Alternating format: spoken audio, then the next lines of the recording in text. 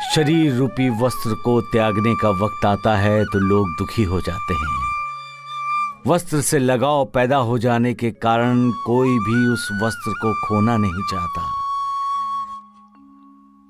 यहां तक कि जिसने उस वस्त्र को धारण किया है वो भी वस्त्र बदलना नहीं चाहता, क्योंकि शरीर रूपी वस्त्र को त्यागने का मतलब है जिंदगी को त्याग देना, उससे हाथ धोना।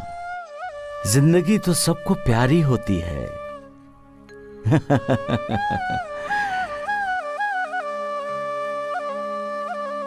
मौत के उच्चारण से ही इंसान दूर भागता है। सिर्फ ज्ञानी तपस्वी ही जब शरीर रूपी वस्त्र को त्याग करने का समय आता है तो उस समय उसका स्वागत करते हैं, क्योंकि वो जानते हैं कि शरीर रूपी वस्त्र को बदलने का अर्थ है मोक्ष मुक्ति की तरफ जाने वाले रास्ते के कई दरवाजे में से एक दरवाजे का खुल जाना। बाकी सारे अज्ञानी आसक्ति के बंधन में अटके पड़े रहते हैं, कोई रिश्तेदारी के बंधन में, तो कोई प्यार ममता के बंधन में, कोई जमीन जायदाद के बंधन में, तो कोई हीरे जवाहरात सोने चांदी के बंधन में। सारे के सारे ज्ञानी मोह माया में अटके पड़े रहते हैं। मुक्ति का दरवाजा सामने हो फिर भी उसे खोलने के लिए दस्तक नहीं देते।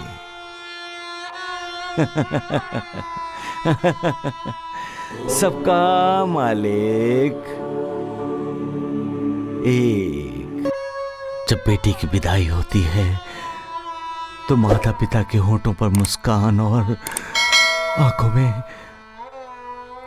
आंसू होते हैं। बेटी का विवाह हो गया, अब वो ससुराल जाकर अपना घर संसार बसाएगी। ये जानकर खुशी से उनकी आंखें छलक पड़ती हैं। साथ साथ जिस बेटी को हमने जन्म दिया, प्यार ममता देकर बड़ा किया,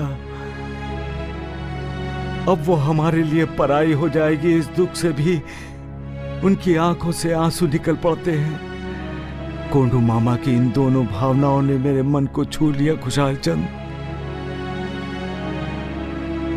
और उनकी भावनाओं की नजाकत जानकर मेरा मन रो पड़ा।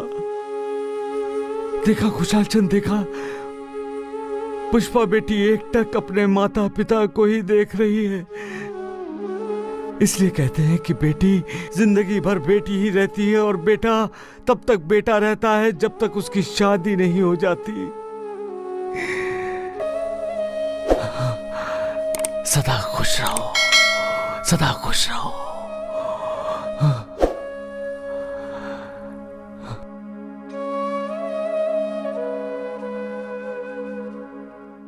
सबका मालिक एक।